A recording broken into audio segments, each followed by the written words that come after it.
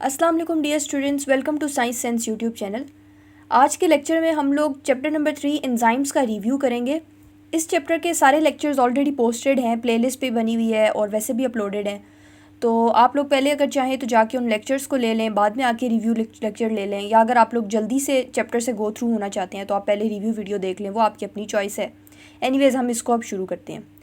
तो एंजाइम्स के अंदर बेटा सबसे पहले आ जाता है कि इसकी डेफिनेशन है कि enzymes are the most important group of proteins which are biologically active. यानी कि एंजाइम जो है वो प्रोटीन्स का सबसे इंपॉर्टेंट ग्रुप होते हैं जो कि बायोलॉजिकली एक्टिव होते हैं, and they tremendously increase the efficiency of a biochemical reaction and are specific for each type of reaction. ये कोई किसी भी रिएक्शन की स्पीड बढ़ा देते हैं, एफिशिएंसी बढ़ा देते हैं, और वो हर रिएक्शन के लिए स्पेसिफिक होते हैं। यानी कि एक ख़ास एंजाइम सिर्फ एक ख़ास किस्म का रिएक्शन करवा सकता है। इन एंजाइम्स के बगैर हमारा रिएक्शन बहुत स्लोली काम होगा और हमारी लाइफ इम्पॉसिबल हो जाएगी। एंजाइम्स का काम बेसिकली होता है बेटा रिएक्शन को कैटलाइज करवाना। कैटलाइज करवाने का मतलब है स्पीड अप करवाना। तो अगर हम एंजाइम्स को किसी रिएक्शन से रिमूव कर देंगे तो हमारे पास रिएक्शन जो है वो स्लो डाउन हो जाएगा और हमारे लाइफ प्रोसेस जो है वो स्लो हो जाएंगे, और नतीजा ये होगा कि लाइफ जो है वो उसका इम्पॉसिबल हो जाएगी वो। ठीक है, उसके बाद बात कर लेते हैं कि एंजाइम के अंदर जो कैटालिटिक एक्टिविटी है वो रिस्ट्रिक्टेड है एक स्मॉल पोर्शन को, और वो पोर्शन का नाम है एक्टिव साइट। यानी कि जो कैटालिटिक एक्टिविटी होती है, कैटालिसिस मैंने अभी आपको बताया है, एक प्रोसेस होता है जिसके अंदर हम किसी भी रिएक्शन को स्पीड अप कराते हैं, उसको कैटालिसिस कहते होते हैं। तो जो कैटालिटिक एक्टिविटी होती है ना, वो एक पोर्शन तक रिस्ट्रिक्ट होती है, मतलब उस पोर्शन में वो एक्टिविटी हो रही होती है और उसको हम कहते हैं एक्टिव साइट। यहाँ इस केस में ये देखें, ये है हमारी एक्टिव साइट। ये जो आपको ये अंदर हॉलो सी जगह नज़र आ रही है, खाली जगह, ये है हमारी एक्टिव साइट। इस जगह पे आके हमारा कैटालिसिस का जो प्रोसेस होता है वो होता है। ठीक है, उसके बाद बात आ जाती है कोफैक्टर की। ठीक है, कोफैक्टर क्या होता है? कुछ एंजाइम जो हैं वो पूरी तरह से प्रोटीन से बने होते हैं, लेकिन कुछ एंजाइम्स के पास एक नॉन प्रोटीन पार्ट होता है जिसको हम कहते हैं कोफैक्टर। कौन सा पार्ट होता है? Non protein part. जैसे कि ये एंजाइम है ना, इसमें जो ब्लू वाला नज़र आ रहा है ये सारा प्रोटीन पार्ट है। ठीक है, लेकिन जो ये आपको नज़र आ रही है ना छोटी सी चीज़ जिसको इन्होंने लिखा हुआ है कोफैक्टर मॉलिक्यूल, ये है नॉन प्रोटीन पार्ट। इसका काम क्या होता है? ये एंजाइम और सबस्ट्रेट के बीच में ब्रिज का काम करता है। किस चीज़ का? ब्रिज का काम। अब कैसे ये ब्रिज का काम करता है ये हम इस फिगर को देख के समझते हैं। ये देखिए बेटा, ये है हमारा प्रोटीन पार्ट यानी कि एंजाइम। ठीक है, ये हमारे पास आ गया कोफैक्टर और ये है सबस्ट्रेट।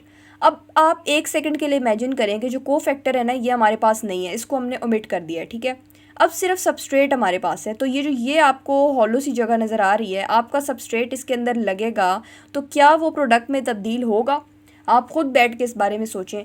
तो बिल्कुल इस तरीके से नहीं होगा, क्योंकि ये जो जगह बच जाएगी, खाली जगह बहुत सारी बच जाएगी, और जो एक्टिव साइट होती है ना उसको सबस्ट्रेट ने फुली ऑक्यूपाई करना होता है, पूरी तरीके से उसके ऊपर लगना होता है ताकि फिर हमारे पास प्रोडक्ट्स बने। तो ये तो जगह खाली रह जाएगी। ये देखें, ये जो ट्रायंगुलर सी जगह है यहाँ पे तो कोई ट्रायंगल नहीं है, तो ये जगह खाली रह जाएगी। तो इसीलिए जो कोफैक्टर होता है ना वो फिर हम लगाते हैं सबस्ट्रेट और एंजाइम के बीच में। देखिए इस तरह करके हमने लगाया है, जो ये ट्रायंगल सी जगह थी इसको इस कोफैक्टर ने फिल कर दिया है, और बेसिकली इसका काम क्या हुआ कि इसने एज अ ब्रिज काम कर दिया। जैसे कि अगर आप एक दरिया इधर हो एक दरिया इधर हो, बीच में जो खाली जगह बच जाती है उसको जोड़ने के लिए क्या लगाते हैं? ब्रिज। तो यहाँ पे जो कोफैक्टर है ना वो भी एक ब्रिज की तरह काम करता है, और हमारे जो सबस्ट्रेट है उसको हमें प्रोडक्ट्स में तब्दील करके दे देता है। उसके बाद आ जाती हैं कि कोफैक्टर की टाइप्स कौन सी होती हैं। एक तो होता है बेटा कि जो डिटैचेबल कोफैक्टर होता है ना उसको हम कहते हैं एक्टिवेटर। ऐसा एक कोफैक्टर जो कि डिटैच हो जाए। अटैच होता है बेटा किसी चीज़ के साथ लगना, और डिटैच मतलब उससे अलग होना। तो वो कोफैक्टर जो कि अलग हो जाए उसको हम कहते हैं एक्टिवेटर। उसका काम बेसिकली सिर्फ एक्टिवेट कराना होता है रिएक्शन को। उसने एंजाइम के साथ जाके कम्प्लीटली अटैच नहीं हो जाना होता, उसने मतलब वो अपना काम कराता है, एक्टिवेट कराता है रिएक्शन को, उसके बाद वो ख़त्म हो जाता है। फिर हमारे पास आ जाता है प्रोस्थेटिक ग्रुप और कोएंजाइम। तो बेटा प्रोस्थेटिक ग्रुप जो है ना वो हमारे पास क्या होता है? If the non protein part is covalently bonded it is called prosthetic group. अगर तो नॉन प्रोटीन पार्ट जो है वो हमारे पास कोवलेंटली बॉन्डेड है। कोवलेंटली बॉन्डेड का मतलब है कि टाइटली बाउंड है हमारे एंजाइम के साथ। नॉन प्रोटीन पार्ट अगर टाइटली बाउंड है तो वो हो जाएगा प्रोस्थेटिक ग्रुप, जबकि अगर वो लूजली अटैच्ड है तो वो हो जाएगा कोएंजाइम। ये हमारा एंजाइम है, ये हमारा कोफैक्टर है। अगर कोफैक्टर एंजाइम के साथ टाइटली बाउंड हो जाएगा तो हम कोफैक्टर को क्या कहेंगे, प्रोस्थेटिक ग्रुप। रहेगा वो कोफैक्टर ही, बस उसका नाम चेंज हो जाएगा। मतलब वो उसका पक्का वाला दोस्त बन गया है तो हम उसे कहेंगे प्रोस्थेटिक ग्रुप, और अगर वो बस हल्का फुल्का सा दोस्त है, लूजली अटैच्ड है, तो हम उसे कहेंगे कोएंजाइम। ठीक है। उसके बाद आ जाता है बेटा एपो एंजाइम और होलो एंजाइम। तो अब ये क्या चीज़ होती हैं, पहले हमने पढ़ी हैं कोफैक्टर की टाइप्स। ये जो चीज़ें थी ना, ये थी कोफैक्टर की टाइप्स। अब हम पढ़ने वाले हैं एंजाइम की टाइप्स। तो एंजाइम की बेटा दो टाइप्स होती हैं, एक होता है एपो एंजाइम और एक होता है होलो एंजाइम।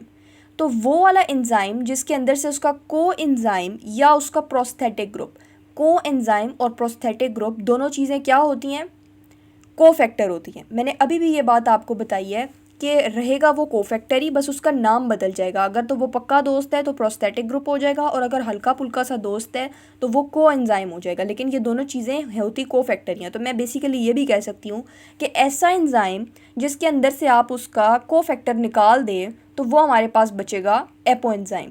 जबकि ऐसा एंजाइम जिसके अंदर कोफैक्टर मौजूद होता है उसको कहते हैं होलो एंजाइम। ठीक है। उसके बाद आ जाती है बेटा ये बात कि करेक्टरिस्टिक्स क्या हैं एंजाइम्स के।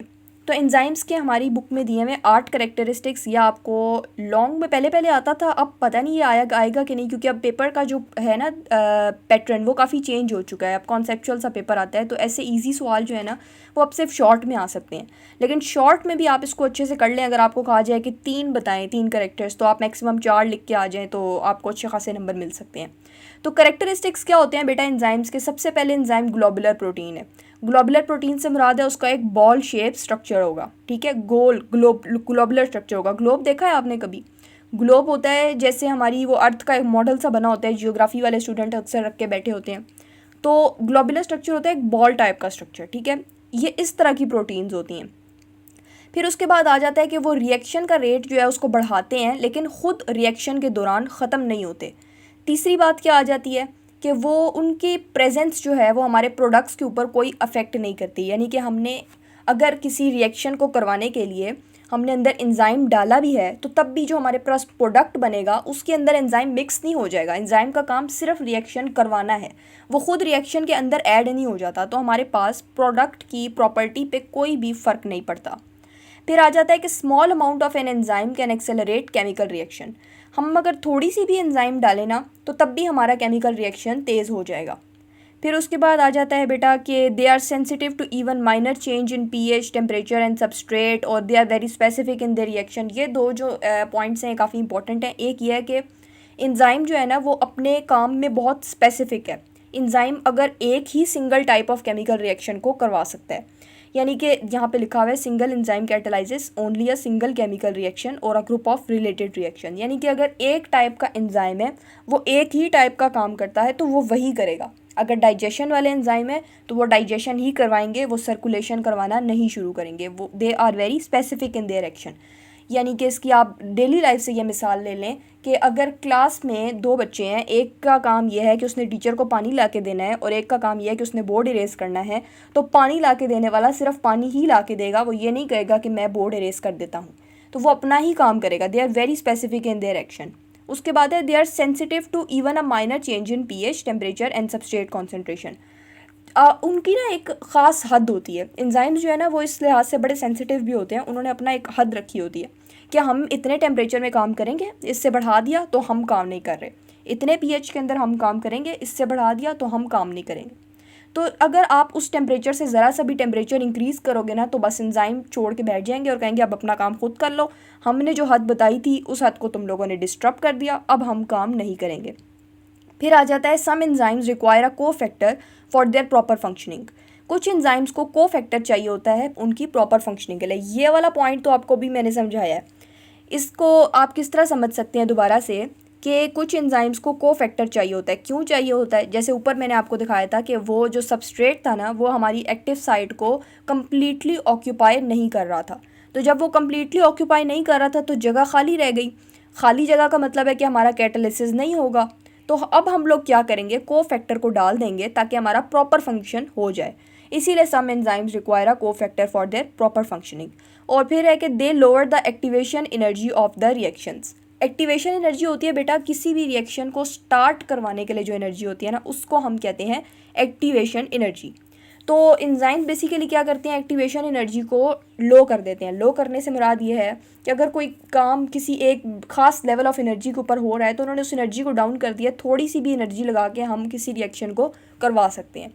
फिर आ जाता है ये येलो बॉक्स। इसके अंदर बेसिकली ये बताया गया है कि कुछ एंजाइम जो होते हैं ना, वो अगर अपनी असल फॉर्म में, अपनी एक्टिव फॉर्म के अंदर उनको मैन्युफैक्चर किया जाए, बनाया जाए, तो वो बहुत पावरफुल होते हैं। जैसे पेप्सिन जो है, उसको अगर उसकी एक्टिव फॉर्म में हम बनाएं तो वो इतना पावरफुल होता है कि वो हमारे ही सेल को तबाह कर देगा। इसीलिए हम लोग उसको एक्टिव फॉर्म में नहीं बल्कि उसकी इनएक्टिव फॉर्म के अंदर बनाते हैं। और उसकी इनएक्टिव फॉर्म कौन सी है, पेप्सिनोजिन, उस फॉर्म के अंदर हम उसे बनाते हैं। और उस वजह से ये होता है कि हमारा सेल का स्ट्रक्चर भी बच जाता है और हम सिर्फ उसको उस टाइम पे एक्टिव में कन्वर्ट करते हैं जब डाइजेस्टिव ट्रैक में उसकी ज़रूरत होती है। इस बारे में अगर आपको अभी भी कन्फ्यूजन हो रही हो तो लेक्चर जो है ना एंजाइम के इस कैरेक्टरिस्टिक्स वाले लेक्चर के अंदर आपको ये मिल जाएगा इसके ऊपर डिटेल्ड, तो आप वहाँ से उसके अंदर जाके देख लें। मैं लिंक आपको नीचे प्रोवाइड कर दूँगी डिस्क्रिप्शन में।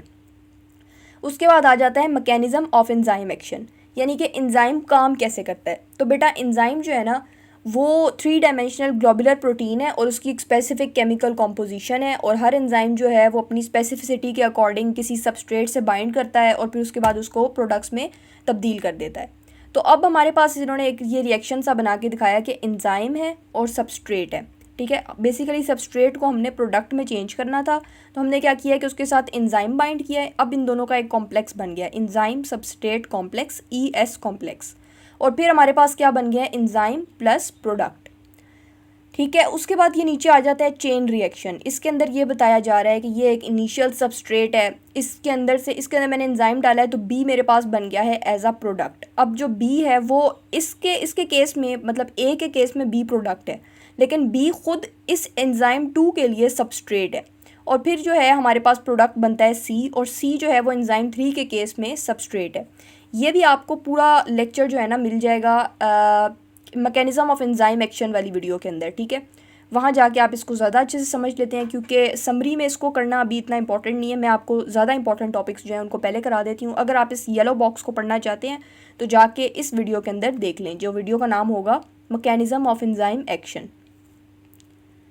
उसके बाद बेटा बात कर लेते हैं कि जो 2 मॉडल्स हैं हमारे पास एंजाइम के ना, 2 मॉडल्स हमें दिए गए हैं कि किस तरीके से एंजाइम सबस्ट्रेट से बाइंड करता है। तो वो मॉडल्स हमारे पास कौन से हैं, एक है हमारे पास एमिल फिशर का दिया हुआ लॉक एंड की मॉडल, और दूसरा है हमारे पास कॉशलैंड का मॉडल। एमिल फिशर ने जो लॉक एंड की मॉडल दिया है ना, उसके मुताबिक ये है कि जैसे एक जो लॉक होता है वो एक ही चाबी से खुलता है, ठीक है। एक लॉक एक ही चाबी से खुलता है, आप ऐसे नहीं कर सकते कि कोई भी चाबी लगा के ताले को खोल लें।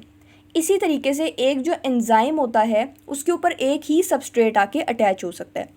उसके अकॉर्डिंग, एमिल फिशर के अकॉर्डिंग ये है कि एंजाइम की जो एक्टिव साइट है ना, वो एक रिजिड स्ट्रक्चर है। कौन सा स्ट्रक्चर है, रिजिड स्ट्रक्चर, हार्ड स्ट्रक्चर है, और वो अपने आप को चेंज नहीं करता किसी के आने से। तो अगर आप सबस्ट्रेट लाएंगे तो सबस्ट्रेट अगर उसके ऊपर फुली अटैच हो सकेगा सिर्फ तब ही रिएक्शन होगा, अदरवाइज़ हमारे पास रिएक्शन नहीं होगा। जबकि कॉशलैंड ने इसको डिनाई किया, कॉशलैंड ने कहा कि नहीं ये ठीक नहीं है, और उसने बताया कि enzyme basically induce fit model के अकॉर्डिंग चलता है। इंड्यूस फिट मॉडल क्या होता है बेटा, ये एक ऐसा मॉडल है जिसके अकॉर्डिंग कॉशलैंड ने ये बताया कि एंजाइम का जो एक्टिव साइट है ना, वो इतना रिजिड नहीं है, इतना हार्ड नहीं है। आप उसके ऊपर अगर सबस्ट्रेट लाओगे और थोड़ी बहुत जगह बच जाएगी तो कोई मसला नहीं है, एंजाइम अपने आप को चेंज कर लेगा, अपनी एक्टिव साइट को चेंज कर लेगा। It induces changes in the enzyme structure, यानी कि वो अपने अंदर ही चेंजेस को इंड्यूस करा लेगा और फिर जो सबस्ट्रेट होगा उसको अपने अंदर फिट करवा लेगा। तो बेसिकली इंड्यूस फिट मॉडल का मतलब ये है कि पहले the enzyme induces changes and then it fits the substrate in it. तो अब जो साइंटिस्ट हैं वो इस वाले स्ट्रक्चर को, यानी कि कॉशलैंड का जो इंड्यूस फिट मॉडल था, इसको ज़्यादा वाइडली एक्सेप्ट कर रहे हैं, क्योंकि इस एमिल फिशर का जो स्ट्रक्चर था ना, उसके अकॉर्डिंग हमें ज़्यादा एविडेंसेस नहीं मिलते, तो हम फिर इसी के स्ट्रक्चर को एक्सेप्ट करते हैं कि हाँ जी ये वाला ज़्यादा ठीक है। फिर बेटा एक बात हमने ऊपर मिस कर दी थी, वो थी कि एंजाइम की जो एक्टिव साइट होती है ना, उसके अंदर 2 तरह की साइट्स होती हैं। एक होती है बाइंडिंग साइट और एक होती है कैटालिटिक साइट। अब बाइंडिंग साइट क्या होती है बेटा, यहाँ पे एक सेकंड, कहाँ पे लिखा हुआ है ये, हाँ ये लिखा हुआ है, that is the binding site and the catalytic site. The binding site helps the enzyme in the recognition and binding the substrate to produce an ES complex. आप ये इमेजिन करें कि एक आपके पास एंजाइम है, उसकी एक्टिव साइट है। Active site तक तो आपको पता है कि क्या होती है एक्टिव साइट, ठीक है। अब उस एक्टिव साइट के आगे दो पार्ट्स हैं। एक पार्ट है जिसको हम कहते हैं बाइंडिंग साइट, एक है कैटालिटिक साइट। अब हम इनके फंक्शन से पहले इनके नाम पे गौर करते हैं। बाइंडिंग का मतलब क्या होता है? किसी को किसी चीज़ के साथ जोड़ना, ठीक है। और कैटालिटिक का मतलब क्या होता है?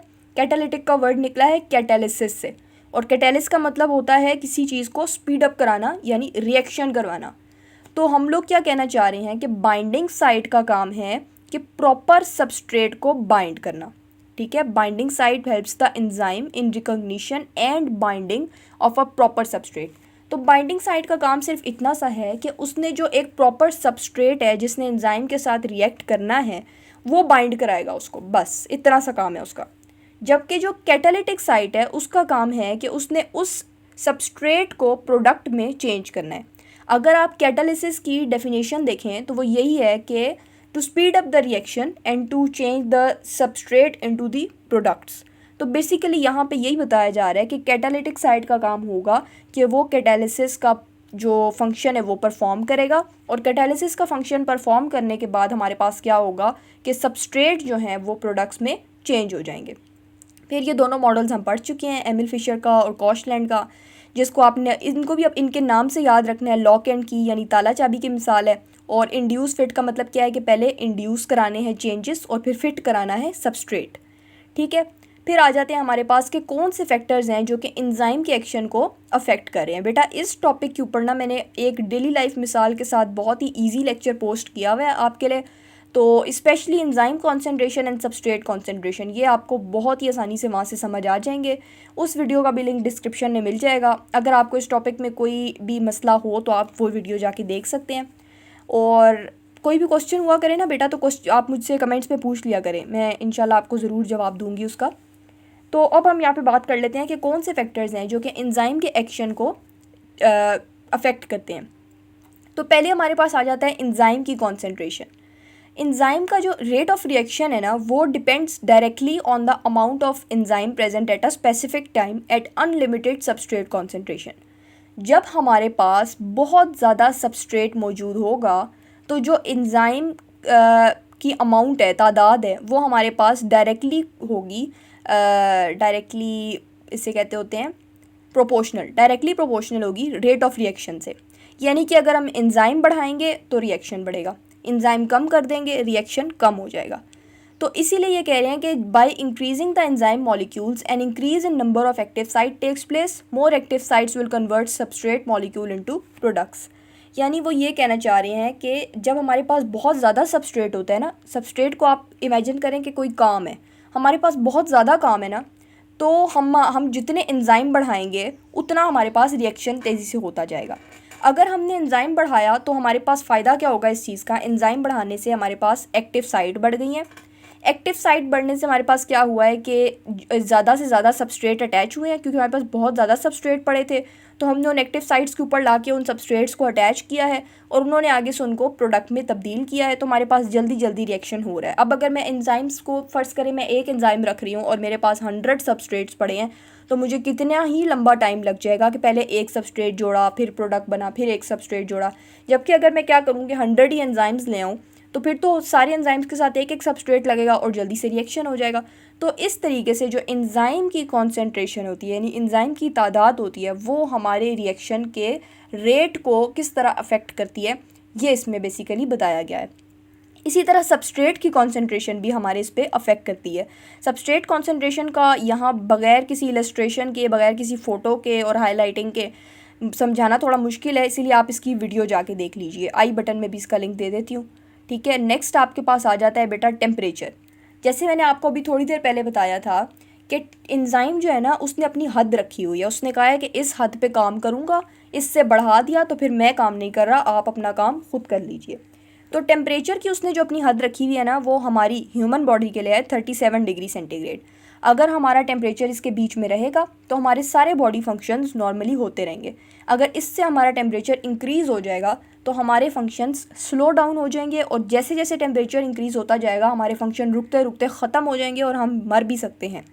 आप इसकी मिसाल देखें रियल लाइफ से कि जब आपको बुखार होता है उससे पहले आप नॉर्मल रूटीन में बहुत आराम से अपने सारे काम कर सकते हैं, लेकिन जब आपको बुखार हो जाता है तो आप अपने सारे काम नॉर्मली नहीं कर सकते। आपको करते हुए थोड़ी परेशानी हो रही होती है, थोड़ा टाइम लग रहा होता है, मेहनत भी ज़्यादा लगती है, थकते भी ज़्यादा हैं आप। तो उसकी रीज़न यही होती है कि हमारे जो एंजाइम्स हैं ना वो काम करना छोड़ देते हैं जब हमारा टेम्परेचर 37 डिग्री सेंटीग्रेड से बढ़ जाता है। और इसकी रीज़न क्या होती है, ये देखें, ये हमारे पास नीचे ग्राफ भी है, ये हमारा ऑप्टिमम टेम्परेचर है 37 डिग्री सेंटीग्रेड, ठीक है।